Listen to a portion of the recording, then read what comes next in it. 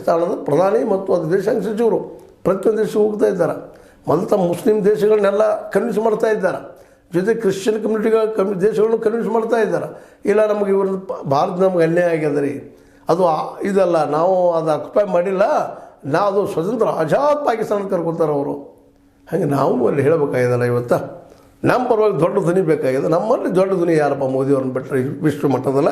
ಇವತ್ತು ಯಾರಿದ್ದಾರೆ ವಿಶ್ವ ಮಟ್ಟದಲ್ಲ?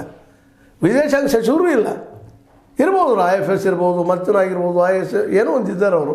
ಅವ್ರ ಬಗ್ಗೆ ನಮಗೆ ಹೆಮ್ಮೆ ಅದ ವಿದ್ವತ್ವದ ಬಗ್ಗೆ. ಅದರ ಮಾಸ್ ಲೀಡರ್ ಯಾರದಾರ? ಈ 51 ಜನ ಏನು ಹೋಗಿದ್ದಾರೆ ನಮ್ಮವರು, ಡೆಲಿಗೇಟ್ಸ್ ಏನು ಹೋಗಿದ್ದಾರೆ, ಇವರಲ್ಲಿ ಮಾಸ್ ಲೀಡರ್ ಯಾರದಾರ? Shashi Tharoor mass leader, Ravi Shankar Prasad mass leader, ನಮ್ಮ ತೇಜಸ್ವಿ ಸೂರ್ಯ ಮಾಸ್ ಲೀಡರ, ಇನ್ನೊಂದು ಕೆಲವೊಂದು ಹೋಗಿದ್ದಾರೆ ಬೇರೆ ಬೇರೆ ಪಕ್ಷದಿಂದ, ಅವರೆಲ್ಲ ಮಾಸ್ ಲೀಡರ, ಅವ್ರ ಪಕ್ಷದ ಲೀಡರ್ ಅಷ್ಟು ಅವರು. ಇದರ ಮತ್ತೊಮ್ಮೆ ವಿಚಾರ ಮಾಡುವಂಥ ವಿಷಯ ಅದು. ಯಾಕಂದರೆ ಇವತ್ತು ನಾವು ಸೋತಿದ್ದೀವಿ ಆ ವಿಷಯದಲ್ಲೇ. ಅದರಲ್ಲೂ ಅಮೇರಿಕ ನಮ್ಗೆ ವಿರೋಧ ನಿಂತದೆ ಇವತ್ತು.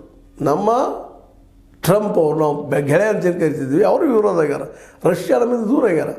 ಇಂಥ ಸಂದರ್ಭದಲ್ಲೇ ಸ್ವತಃ ಮೋದಿಯವ್ರು ಹೋಗಿದ್ರೆ ಒಳ್ಳೆದಿತ್ತೇನೋ ಅಂತ ನಿಮಗೆ ಅನಿಸೋದಿಲ್ಲ ಏನಿದು? ನೋಡಿ, ನಿಮಗೆ ಅನಿಸಿದ್ರೆ ಸರಿ ಅಂದರೆ ಸರಿ ಹೇಳ್ರಿ, ತಪ್ಪು ಅಂತ ತಪ್ಪು ಮಾಡಿರಿ. ನಾ ಹೇಳೋದ್ರಲ್ಲಿ ತಪ್ಪಾಗಿದೆ ತಪ್ಪು ಅಂತ ಹೇಳ್ರಿ, ವಿಮರ್ಶೆ ಮಾಡಿರಿ, ಲೈಕ್ ಮಾಡಿರಿ, ಶೇರ್ ಮಾಡಿರಿ, ಕಾಮೆಂಟ್ ಮಾಡಿರಿ, ಜೊತೆ ಸಬ್ಸ್ಕ್ರೈಬ್ ಮಾಡ್ತಾಯಿರಿ. H60 ನ್ಯೂಸ್ ಅರ್ಥ ತಿಳಿಸಿದ್ದಾರೆ. ಸತ್ಯದ ಕೈಗೊಂಡು ವಂದನೆಗಳು.